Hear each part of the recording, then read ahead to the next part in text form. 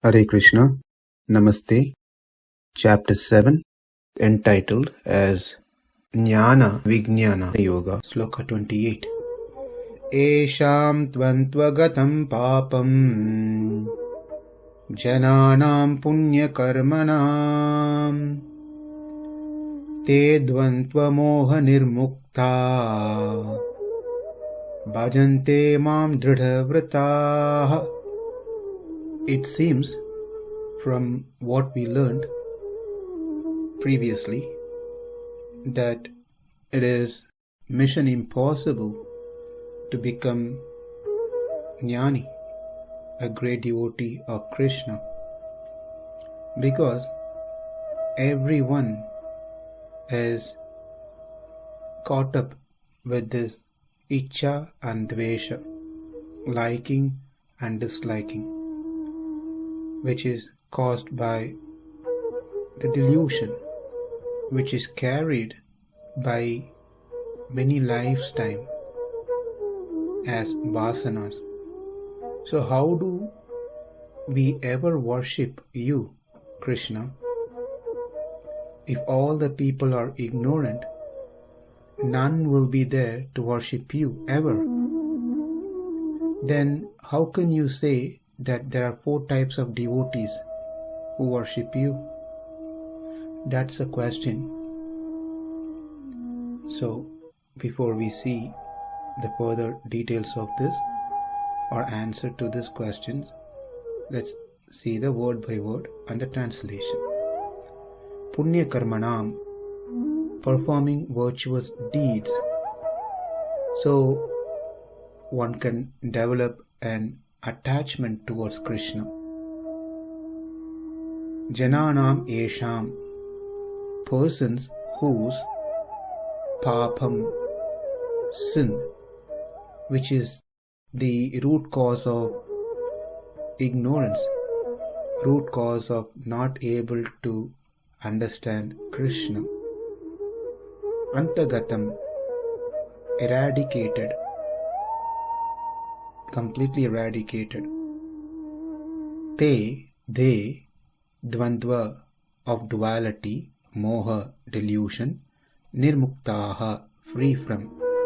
That is, dvandva-moha-nirmuktā means free from the duality of likes and dislikes, which causes delusion.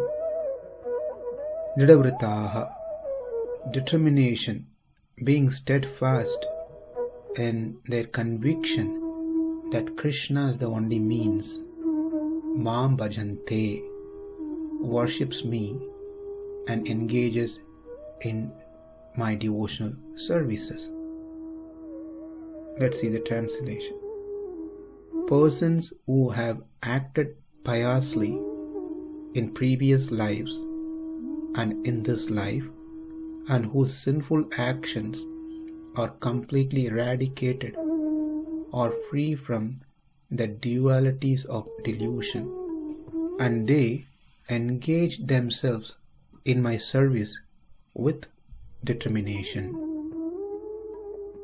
From this sloka, we will learn how important it is to perform virtuous deeds ourselves and also engage others in performing virtuous deeds.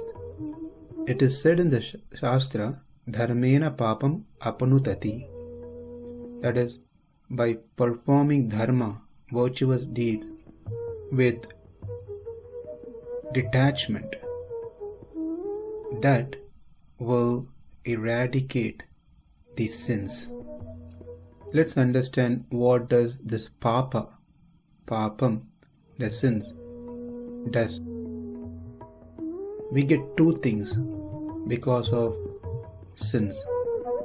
One is, it keeps us in delusion through this ichcha and dvesha, liking and disliking. The second thing it does is keeps us away from Krishna to perform bhakti. By eradicating pāpa through the virtual deed, the benefit that we are going to get is also two. Number one, our delusion, which causes ichcha and dvesha, will be gone, eradicated. Number two, we develop attraction towards Krishna. We adore Krishna. We become more stronger, steadfast in our bhakti towards Krishna. In fact, it is Krishna who helps us to weaken our pāpaṁ. It's His grace. When the pāpaṁ is reduced, one gradually becomes free from the ichcha and dvesha, likes and dislikes, which is the actual cause of delusion. And then this person becomes dṛḍha-vratāḥ, unshakable in their determination, in their bhakti towards Krishna. They become fully convinced that Krishna is their means, Krishna is their goal. A Vaishnava Acharya by name Amur Narsimhacharya, in his commentary on Gita, gives a nice example to illustrate how a person progresses spiritually, which we will try to paraphrase. Say a person who doesn't go to the temple, does not do any worship, puja, nothing, has got an invitation to attend a marriage that is being held at the temple. He planned to attend, and he did attend the marriage, just the marriage alone, and returns back. Doesn't even take any step to go and have darshan of the deities in the temple. But an unknown interesting thing happens at this time.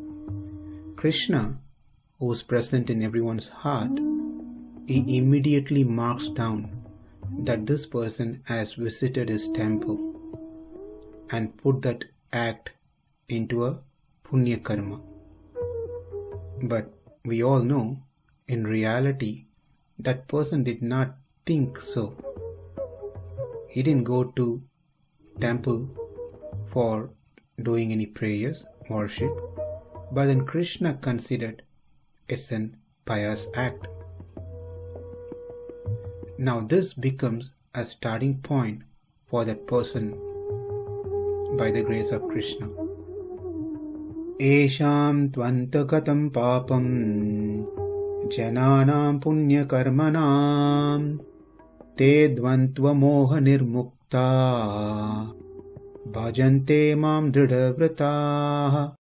Namaste. Hare Krishna.